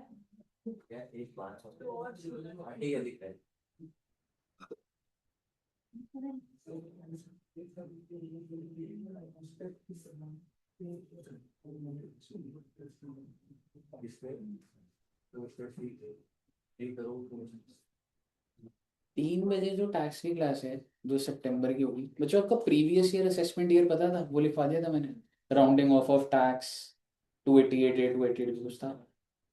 सर आपने पता क्या कराया था हमें क्लास करवाए थे और सरचार्ज 51 वाला आता था, आई थिंक लास्ट क्लास पूछा था, है ना? वो 1 करोड़ तक, 1 करोड़ के आगे वाला भी आता था, हाँ वो 4-5 वाले भी कराए 5 वाला भी कराया था 5 करोड़ तक वाला भी आता था, हाँ क्योंकि मैं उससे ऊपर नहीं जाने वाला हूँ। और आप 10 टोटल करा सकते ओके, तो आज बिकॉज़ मैं प्रीवियस ईयर असेसमेंट ये बता रहा है, बेसिक टैक्स और इनकम मैक्सिमम लॉस। अगर ये वाला देख रहा हूँ, आई एम नॉट श्योर कि ये होगा नहीं होगा, बट अविनाश सर कुछ तुम्हारा मिस नहीं होगा, तो ऑडिट के बाद भी अगर सही लगे तो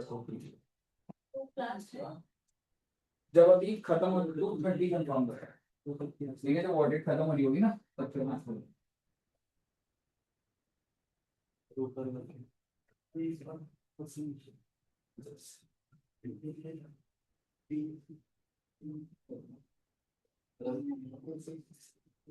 हम्म।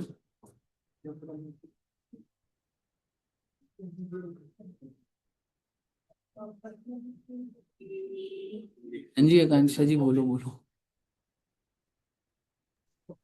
आपकी बात कैसे सुनूंगा बेटे, आप तो लिख रहे हो ना, देखूंगा ना ये बात तो। सर बड़ी जल्दी आपने पूछ लिया ना, हाँ जी। बड़ी जल्दी आपने पूछ लिया, आप क्या फायदा। हाँ, अब तो मैं उस टाइम पढ़ा रहा होता हूँ ना, मैं भूल जाता हूँ।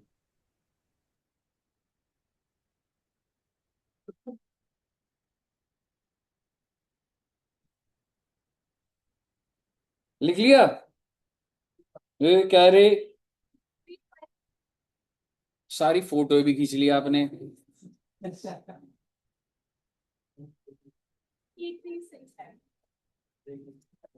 क्या बेटे, मैं से इतना काम कराते हो बच्चे।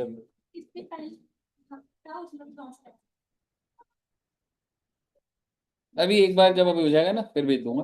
अब मैं बोलूँ कुछ, बोलो। थोड़ा सा ही बोलूंगा, 5-10 मिनट ही बोलूंगा सर। संडे कैपिटल गेन कराऊंगा बहुत ज्यादा, ठीक है,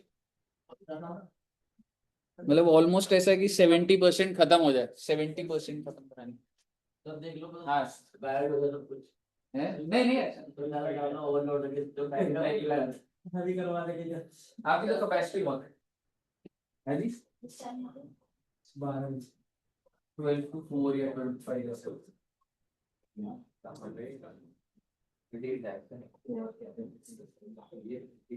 हाँ जी। अब मैं आपके साथ इंडेक्सेशन की बात कर लेता हूँ कि अब इंडेक्सेशन के साथ चल क्या रहा है, क्योंकि अब तुम्हें एक थॉट इंडेक्सेशन तुम्हें करनी तो आई गई है, समझ रहे हो, तो इसलिए अब ये करनी भी है, पेपर में नहीं करनी। बोलूं, चलो कोई बात नहीं, मैं ऐसे लिख रहा हूँ तब तक।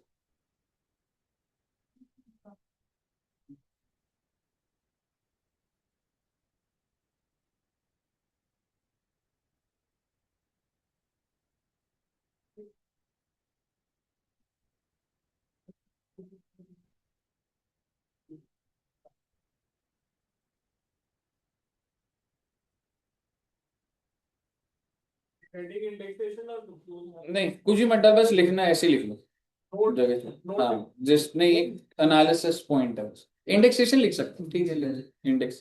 ठीक है ठीक है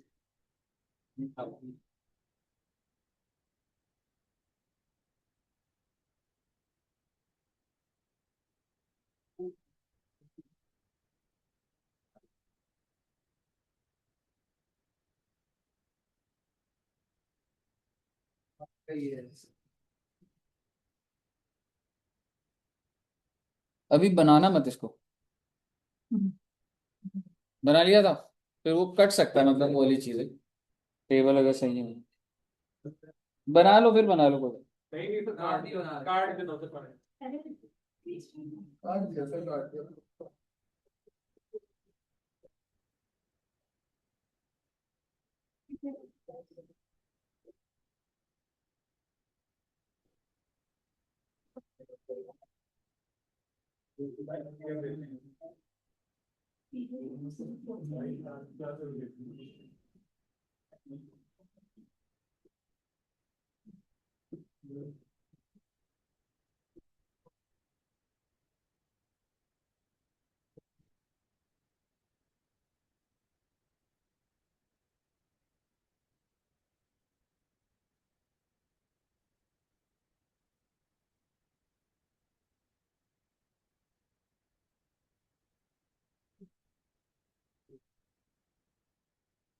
बना लो, सही बन गया।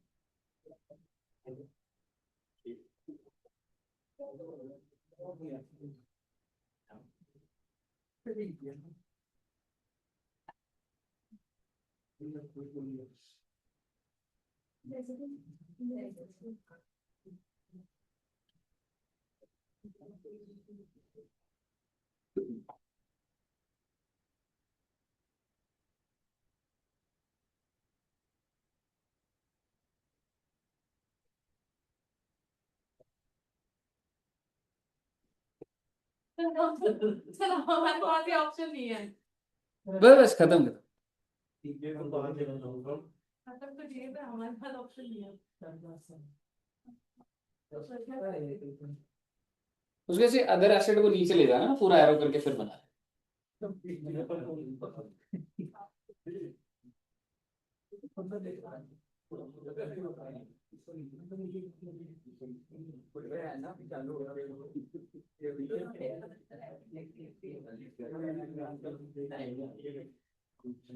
बस ये समझाना होगा बस,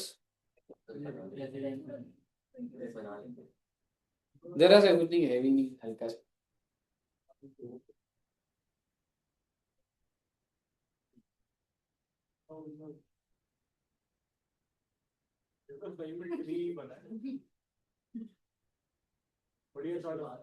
चलो बोलू, नहीं सर। समझ आ गया मतलब आपको?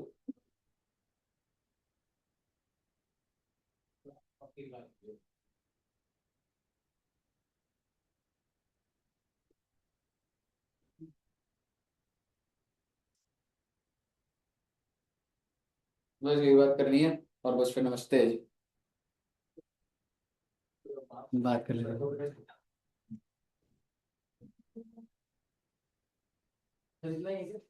बोल रहा हूँ ये भैया, आप बच्चों के घर में जो ज्वेलरी है, अगर आप उसको आज बेचोगे, देखो मैंने कैपिटल एसेट को लैंड एंड बिल्डिंग अलग और अदर एसेट तो बहुत आसान हो। अगर आप आज बेचते हो तो इसका मतलब आपने बिफोर 23/7 बेचा है या ऑन और आफ्टर 23/7 बेचा है, ये डेट आपको याद रखनी पड़ेगी। 23/7/2024 से ये चीज आई, समझ रहे हो? 23/7/2024, अरे यार 24 लिख दिया यार मैं, 23/7/2025 था यार, सारे के सारे 25। ओहो, जो 24 है ना बच्चों, सब में 25 है। आपको कुछ नहीं लगता सर, आप हमेशा गलती करते ही करते हो। 23/7/25 कहां पर? Individual HUF, no indexation. मैं एकदम क्लियर पता लग रहा है, सिर्फ एक ई के बेसिस पे पूरा वर्ड ही हम ना समझे, ये तो बेटे कॉमन सेंस की कमी लग रही है। देखो सेंसलेस हो गया भाई, इनडायरेक्टली सेंसलेस हुआ। चलिए क्वेश्चन पूछता हूँ बेटे, इसलिए पूछू क्वेश्चन। ठीक है, आइए एक बात बताओ, अगर जो ज्वेलरी है अभी अभी निकला है जी, ये 23/7/2025, तुम अगर आज ज्वेलरी बेचते हो तो तुम किस, सबसे पहले समझो मैं अदर एसेट की बात कर रहा हूं, ज्वेलरी, शेयर्स, व्हाटएवर। ज्वेलरी पे ज्यादा फोकस करें तो बेटर है, क्योंकि हमारे दिमाग में capital asset land and building और ज्वेलरी दिमाग में भी आ रहा होता है। वैसे तो अदर एसेट सारे। अगर मैं इस ज्वेलरी को आज बेचूं तो मैं किस कैटेगरी में, सोल्ड बिफोर या आफ्टर? तो बात ऐसी है, इंडेक्सेशन बंद हो चुकी है। अरे सर 20 साल पहले की ज्वेलरी है, कोई बात नहीं, जब मर्जी एक्वायर करियो आपने। सर उस टाइम तो बहुत कम था गोल्ड, अब बढ़ गया, कोई बात नहीं, टैक्स रेट कम हो जाएंगे, कितने होंगे वो बाद में डिस्कशन होगी। आज के टाइम पर अगर आप ज्वेलरी को बेचोगे तो आपके ऊपर आपको इंडेक्सेशन का बेनिफिट नहीं। क्या ये बात से लोग नाराज होंगे या नहीं होंगे? बिल्कुल होंगे। तो वो 20% की जगह रेट कम कर रखे, 12.5% रेट कर दिया, समझ रहे हो? हाँ जी। वो जब मैं टैक्स रेट की बात करूंगा तब बात करूंगा, बट आपको बेनिफिट दे दूंगा, क्योंकि हायर टैक्स रेट की जगह मैंने क्या कर दूंगा, कम टैक्स रेट। पहले बताइए, यहां तक क्लियर है? अब आगे सुनिएगा। अगर बिफोर है बच्चे, तो आप मुझे बताइए क्या इंडेक्सेशन अवेलेबल थी या नहीं थी? बड़ी सिंपल सी बात है, अदर एसेट में तो डेट ऑफ सेल देखनी है और आपको क्लियर हो जाएगा इंडेक्सेशन मिलनी है नहीं। यहां तक क्लियर है? पहले अब मैं आपके साथ ना लैंड एंड बिल्डिंग समझाने से पहले आपको एक लॉजिक देना चाहता हूं। क्या लैंड एंड बिल्डिंग लोगों ने बहुत पहले से खरीदा होगा? अगर आज सरकार एकदम से बोल देना कि नहीं है इंडेक्सेशन तो नहीं है, तो ये ना धोखा हो जाता है। कितने सारे लोग हैं, देखो लोगों में ज्वेलरी भी होती है, बट सबसे बड़ा कंपोनेंट क्या है आप सबके पास? Land and building. उस पे आपको धोखा देना कि नहीं दे रहा इंडेक्सेशन, वो सही चीज नहीं जाता मैसेज। तो सरकार ने बोला कि देखो अब जो लैंड एंड बिल्डिंग है, 23/7/25 से पहले बेचोगे तो इंडेक्सेशन था ही। ये सारा जो झमेला है, ये कौन सी डेट से आया? 23/7/25। तो 23/7/25 उस टाइम पे तो इंडेक्सेशन था ही। सवाल ये है क्या 23/7/25 के बाद क्या होगा सर? क्योंकि आप समझो 23/7/25 से पहले बेच रहे हो तो इंडेक्सेशन है ही, कोई और रूल ही नहीं होता था। 23/7/25 के बाद सरकार ने बोला इंडेक्सेशन नहीं है। पूरी बात सुनो। जैसे ही सरकार ने बोला इंडेक्सेशन नहीं है, लोगों ने बोला आपने हमारे साथ धोखा। टैक्स रेट बढ़ाना कम करना अलग बात है, आपने हमारे साथ धोखा करा, क्योंकि हमारी जो इतनी पुरानी कॉस्ट है आप उसको बढ़ने नहीं दे रहे। सरकार कह रही है तो मैं टैक्स रेट तो कम कर रही हूं। लोगों ने बोला नहीं, आप वो मत हटाइए, आप टैक्स रेट कम कर रहे हैं, घुमा रहे हो, हमें गलत बता रहे हो। 5-10 मिनट बैग में रख दे रखना, ठीक है, आप गलत कर रहे हो। आप मुझे बताइए, सरकार ने बोला देख भाई, अगर तू 23/7/25 के बाद बेच रहा है ना, तो खरीदा तो इससे पहले ही होगा, 1980, 2000, 2001। तो अगर तूने पहले का एक्वायर्ड है तो तेरे को दो ऑप्शन दे देंगे। आप सिर्फ अपने घर के एंगल लेके चलिए ना बस। अगर तुम अभी घर को बेचोगे तो इस कैटेगरी में आओगे, खरीदी कब की है? बहुत पहले की। तो सरकार कह रही है अगर तुम एक इंडिविजुअल हो, तुम एक एचओ, तुम एक रेजिडेंट हो, तो तुम्हें दो ऑप्शन दे देंगे। पहला, कर लो इंडेक्स, तो कितना परसेंट? 20। और हम जो लाना चाह रहे हैं without index 12.5, which ever is lower. जो आपको पसंद है वो कर लो, मैंने कोई धोखा नहीं करा आपके साथ। जो पुराना चल रहा था चला रहा हूं, क्योंकि 25 साल से आपका घर है, 100 साल से आपका घर है, जो चलता आ रहा था वो चल रहा है। और साथ में एक और पॉइंट डाल दिया, अगर तुम्हें नहीं पसंद आए तो 12.5 पे दे दो, इंडेक्सेशन मत करो। लेकिन जो लोग घर अब खरीदेंगे, आप सबने अभी तक घर नहीं खरीदा है, आप खरीदोगे तो आपके साथ कोई धोखा नहीं कर रहा मैं, कोई इंडेक्सेशन नहीं है। If you are acquiring after, आप घर ही 23/7 के बाद खरीद रहे हो, उनके साथ क्या धोखा कर रहा हूं भाई मैं तो आज के दिन से ला रहा हूं ना, पहली बता रहा हूं भाई, घर खरीदेगा इंडेक्सेशन बंद है। प्रॉब्लम किन लोगों की थी? जिनके घर पुराने खरीदे, यानी कि 23/7/25 से पहले। अगर पहले के खरीदे हो तो लोग कहते थे कि जो चल रहा है वो चलने दीजिए ना, क्योंकि मैं लॉ किस दिन से लाया, मान लो 23/7, मैं आगे से आपकी आप खरीदने जा रहे हो, मैं पहले से बता रहा हूं इंडेक्सेशन मत। लेकिन जो लोग के 60-60 साल पुराने घर थे, जो जिनको पता है कि इंडेक्सेशन होती है, उनका तो मैंने नहीं हटाया ना, मैंने आपको ऑप्शन दे दिया ना मैंने आपको। और आपको दूसरा पसंद है, दूसरा विच एवर इज लोअर कर लीजिए।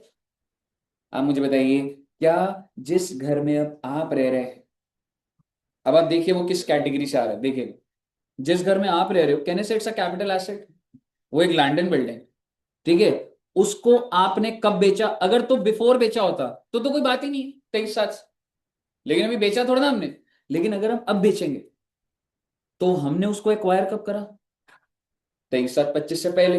तो अगर एक्वायर पहले करा तो भी ये बेनिफिट जो है वो सिर्फ और सिर्फ किसके लिए है? इंडिविजुअल एचयूएल, ठीक है जी। और क्या होने चाहिए आप? रेजिडेंट। अगर आप ये हो तो ये दोनों ऑप्शन में से आप बेनिफिशियल ले लो। अगर आप इनके अलावा कुछ हो तो कोई इंडेक्सेशन नहीं, क्योंकि ये सोल्ड कब हो रहा है? आफ्टर पे हो रहा है, ठीक है जी। रही बात अदर एसेट की, ठीक है। अच्छा, अगर मैं ये वाला बोलूं तो ये तो हो गया जिस घर में आप अभी रह रहे हो उसका ट्रीटमेंट आपको क्लियर है। आप यहां फॉल कर रहे हो, इधर फॉल कर रहे हो, क्योंकि ये आपकी खरीद बहुत पहले की, आज बेचोगे तो 23/7/25 के बाद बेच रहे हो।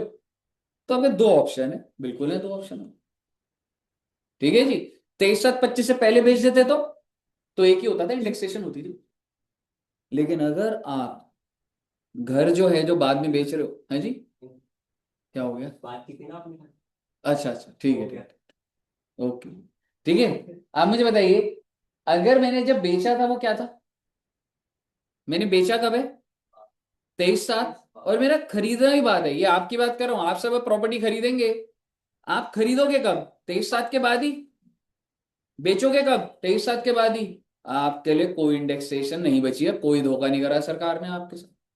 मुझे बताइए, लॉजिक क्लियर है आपको?